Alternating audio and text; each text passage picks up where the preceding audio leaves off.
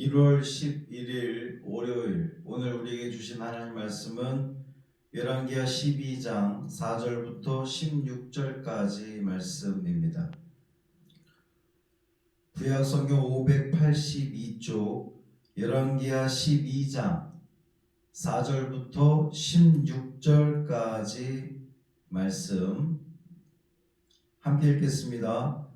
요아스가 제사장들에게 이르되 여호와의 성전에 거룩하게 하여 드리는 모든 은, 곧 사람이 통용하는 은이나 각 사람의 몸값으로 드리는 은이나 자원하여 여호와의 성전에 드리는 모든 은을 제사장들이 각각 아는 자에게서 받아들여 성전의 어느 곳이든지 파손한 것을 보거든 그것으로 수리하라 하였으나 요아스 왕 제23년에 이르도록 제사장들이 성전의 파손한 데를 수리하지 아니하였는지라. 요아스 왕이 대제사장 여호야다와 제사장들을 불러 이르되 너희가 어찌하여 성전의 파손한 데를 수리하지 아니하였느냐? 이제부터는 너희가 아는 사람에게서 은을 받지 말고 그들이 성전의 파손한 데를 위하여 드리게 하라.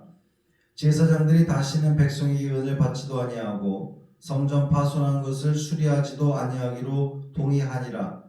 제사장 여호야다가 한 궤를 가져다가 그것의 뚜껑에 구멍을 뚫어 여호와의 전문 어귀 오른쪽 곧 제단 옆에 두매 여호와의 성전에 가져오는 모든 은을 다 문을 지키는 제사장들이 그 궤에 넣더라.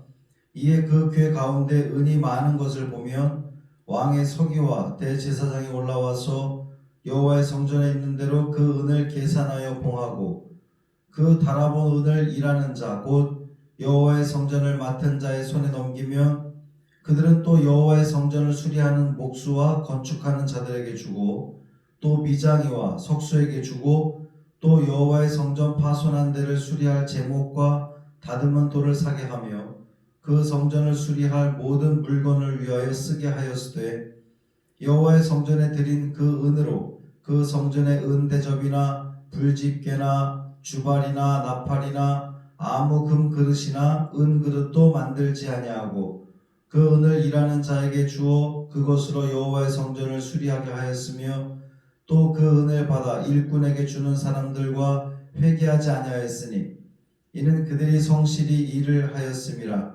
속건제의 은과 속죄제의 은은 여호와의 성전에 드리지 아니하고 제사장에게 돌렸더라. 아멘. 이 말씀 하나님 말씀입니다. 이 월요일 아침 오늘도 주님과 함께 시작하는 여러분의 삶 가운데에 하나님의 크신 은총이 함께 하시기를 주님의 이름으로 축원합니다. 아합의 딸 아달랴를 제사장 여호야다를 통해서 심판하신 하나님, 그리고 다윗의 후손인 이 요아스를 죽음에서 건져주시고 왕으로 세우신 하나님. 이제 앞에 그 1절부터 3절 말씀은 이 요아스가 여호야다가 그를 가르치는 날 동안에는 하나님 보시기에 정직 행하였다 그랬어요. 그러니까 이 7살 아주 어린 나이에 왕의 자리에 등극을 했는데 여호야다가 계속해서 그를 가르치고 교훈하는 동안 하나님 보시기에 정직하게 행하였다 이렇게 칭찬받는 왕이었습니다. 그리고 이제 오늘 본문에서는 이 요아스가 성전 수리하는 것에 대해서 소개하고 있습니다. 요아스가 제사장들에게 명령하기를 여호와의 성전에 거룩하게 드리는 모든 은, 사람이 통용하는 은, 각 사람의 몸값으로 드리는 은, 자원하여 여호와의 성전에 드리는 모든 은을 이제 이 드려진 은들의 종류에 대해서는 뭐 굳이 몰라도 됩니다. 중요한 것은 여호와의 성전에 드려지는 모든 은을 제사장들이 각각 아는 자에게서 받아들여 성전의 어느 곳이든지 파손된 것을 보거든 수리하라 이렇게 명령을 합니다. 이 요아스 왕이 성전 보수 공사를 실시하려고 했던 것은 역대하 말씀에 의하면 이 과거 아달랴의 아들들이 성전을 파괴하고 성전에 있던 성물들을 바알에게 바쳤기 때문입니다. 충분히 예상해 볼 수 있는 그러한 대목이에요. 아달랴는 아합의 딸로서 이 남유다의 바알 숭배를 가져온, 바알 신앙을 가져온 장본인입니다. 그러니까 하나님을 예배하는 성전을 회파했던 것은 충분히 가늠해 볼 수 있는 그러한 일입니다.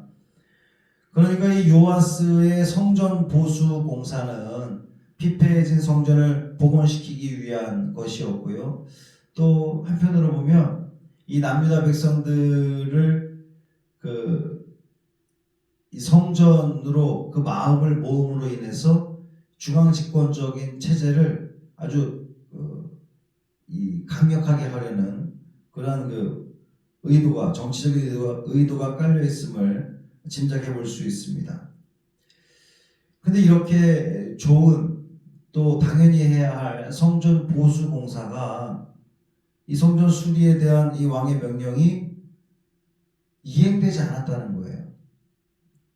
그것도 왕의 재위 23년이 되도록 말이죠.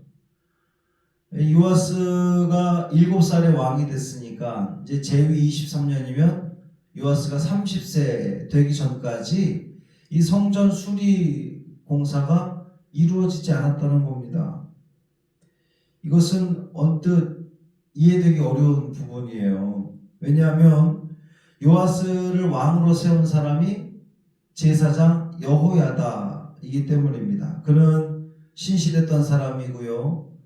목숨을 걸고 요아스를 지켰던 사람입니다. 그리고 이 요아스 왕을 신앙으로 잘 가르쳤기 때문에 여호야다가 가르치는 날 동안에는 여호와 보시기에 정직히 행하였다라고 말할 수 있을 만큼 아주 신실했던 사람이 바로 이 여호야다 제사장이었습니다. 그런데 정작 이 우상 숭배자들로부터 회파된 이 성전을 보수하라는 그 왕의 명령에 대해서 이 제사장들이, 여호야다를 비롯한 제사장들이 따르지 않았다는 것은 쉽게 이해되지 않습니다. 그리고 이제 30세가 된 요아스가 성인이 된 거죠. 30세가 된 요아스가 여호야다와 제사장들을 부릅니다. 그리고 이제 그들을 책망해요. 어찌하여 너희가 성전 파손한 데를 수리하지 아니하였느냐? 이제부터는 너희가 아는 사람에게서 은혜를 받지 말고 그들이 성전에 파손한 데를 위해서 드리게 하라. 이게 무슨 말일까요? 여기서 언급되는 제사장들이 아는 사람이란 이 성전의 회계 담당자들을 의미합니다. 그러니까 성전 회계 담당자와 결탁하여서 성전에 드려지는 예물을 착복하지 못하도록, 그러니까 이 성전에 드려지는 그 헌금들이, 세금들이 회계 맡은 자들과 이 제사장들이 결탁해서 제사장들의 생활비를 위한 생활비로 쓰임으로 말미암아 성전 보수 공사가 온전히 이루어지지 않은 것에 대한 원인을 찾은 거예요. 그래서 제사장들의 개입을 제한하는 극단의 조치를 취하게 됩니다. 제사장들이 다시는 백성들에게서 은혜를 받지도 아니하고 성전 파손한 것을 수리하지도 아니하기로 동의했다 그랬어요. 그리고 제사장 여호야다가 한 궤를 가져다가 구멍을 뚫고 그것을 제단 곁에 둡니다. 여호와의 성전에 가져오는 은들을 문을 지키는 제사장들이 그 궤에 넣습니다. 그리고 은이 많이 차게 되면 왕의 서기와 대제사장이 올라와서 그 은을 계산하여 봉합니다. 부정을 방지하기 위한 제도적 장치를 마련한 거예요. 그리고 그 계산된 은을 여호와의 성전을 맡은 자를 통해서 성전을 수리하는 목수에게 직접 전달됩니다. 또 제목과 돌을 구입하고 오직 성전 수리만을 위해서 그 재정이 쓰이도록 합니다. 그러니까 요아스가 30세가 되면서 그동안 미뤄져 왔던, 이행되지 않았던 이 성전 보수 공사가 이제 박차를 가하게 되는데, 그동안 미온적이었던 혹은 성전에 바쳐진 은들을 착복했던 제사장들을 배제한 채 성전 수리를 위해 바쳐진 예물들, 즉 요즘 우리식으로 말하면 이 목적 헌금이 그 목적에 맞게 잘 쓰일 수 있도록 제도적 장치를 마련했고, 그것은 또 한편으로 보면 제사장들의 부정을 막는 장치가 되었습니다. 또 성전 수리는 수리대로 올바로 진행이 되게 되었고요. 그리고 마지막 16절에 이렇게 성전 수리는 온전히 끝났더라, 이렇게 끝나지 않습니다. 속건제의 은과 속죄제의 은은 여호와의 성전에 드리지 아니하고 제사장에게 돌렸더라, 이렇게 마무리되고 있어요. 이 마지막 16절을 읽고 나서야 우리의 모든 궁금증이 해결이 됩니다. 왜 신실한 하나님의 사람으로 여겨졌던 이 여호야다 제사장이 성전 수리에 대해서 온전히 순종하지 못했는지를, 그 이유를 이제 알게 됐어요. 이 아달랴가 집권하는 기간 동안 성전을 회파되었을 뿐만 아니라 여호와의 이 제사장들이 얼마나 많은 고난을 당했을 것을 우리는 충분히 짐작해 볼 수 있습니다. 특히 제사장들은 자신들의 직업이 없잖아요. 그러니까 각 지파에서 드려진 그 예물을 가지고 제사장들은 생활을 했단 말이에요. 그런데 아달랴 집권 당시에 우상 숭배가 만연했으니까 이 여호와의 제사장들은 얼마나 경제적으로 궁핍했을지를 우리 충분히 예상해 볼 수 있습니다. 그러니까 성전 건축을 명령했어도 온전히 이행하기가 어려웠던 거예요. 그러니까 성전 건축을 위해 드려진 그 은이 이 제사장들의 생활을 위해서 쓰여졌다는 거죠. 제도적으로 부정을 방지하는 정책을 통해서 이 세 가지 효과를 보게 됩니다. 첫 번째는 제사장들이 성전에 바쳐진 이 세금을 착복하는 잘못을 더 이상 저지르지 않게 되었다는 거고요. 둘째는 미루어졌던 성전 수리가 이제 온전히 이행되게 되었다는 겁니다. 또 세 번째는 속건제와 속죄제의 이 제물이 제사장들에게 돌아가므로 그들의 경제적인 그 어려움들을 해결해 주는 그러한 역할을 했다는 겁니다. 오늘 본문을 통해서 우리는 아주 중요한 부분을 깨닫게 됩니다. 성전에 바쳐지는 예물은 그 어떤 이유에서든지 부정하게 쓰여서는 안 된다는 거예요. 둘째는 그러기 위해서는 성전에서 일하는 이 사역자들에게 재물로 인한 유혹이 생기지 않도록 제도적인 장치가 온전히 마련되어져야 된다는 겁니다. 그것이 교회가 감당해야 할 아주 중요한 부분 중에 하나라는 거예요. 그래야 하나님의 성전이 온전히 수리될 수 있었던 것처럼 교회가 더 온전한 길로 나아갈 수 있는 그런 그 방법이, 장치가 된다는 겁니다.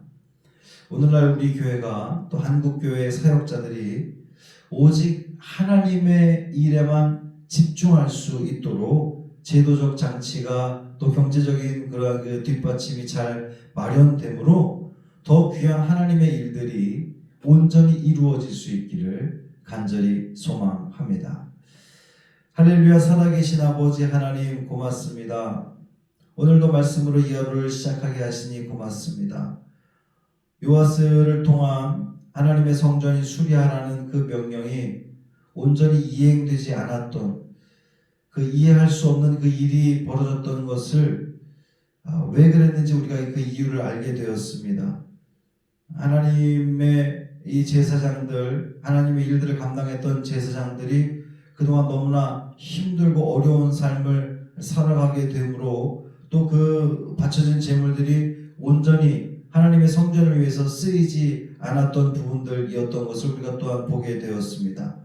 여러 가지 제도적 장치를 통해서 이 모든 것들, 문제들을 해결하는 모습을 우리가 바라보면서 오늘날 이 한국 교회에 있는 많은 주님의 사역자들, 하나님의 일을 감당하는 이들이 경제적인 어려움 때문에 또 그런 그 가정의 문제들로 인하여서 하나님의 일들을 온전히 감당하지 못하는 일이 발생하지 않도록 하나님께서 붙들어 주시고, 또 교회는 제도적으로 그 장치들을 잘 마련함으로 말미암아 하나님께 드려진 예물이 온전히 하나님을 위해서 하나님의 성전을 위해서 하나님의 나라를 위해서 온전히 쓰일 수 있도록 성령 하나님 역사하여 주옵소서. 이 하늘의 삶을 또 우리가 살아갈 때에 매 순간순간마다 주님 우리와 동행하여 주옵시고 하나님의 뜻을 묻게 하시고 또 그 말씀에 순종함으로 주님께 영광 돌리는 우리 모두의 삶 되게 하여 주옵소서. 당회와 구역회가 은혜 가운데 맞춰지게 하신 아버지 하나님 고맙습니다. 하나님 그 당회를 통해서 얻어진 그 모든 결과들에 대해서 우리 성도들이 또 아멘으로 순종케 하시고 또 그 일에 대해서 앞으로 추진되는 그 모든 일들이 하나님의 뜻 가운데에 귀하게 온전히 이루어지게 하시며 주님의 영광을 온전히 돌리는 데에 쓰임받는 귀한 믿음의 제단 되게 하여 주옵소서. 우리 주 예수 그리스도의 이름으로 간절히 축복하며 기도합니다.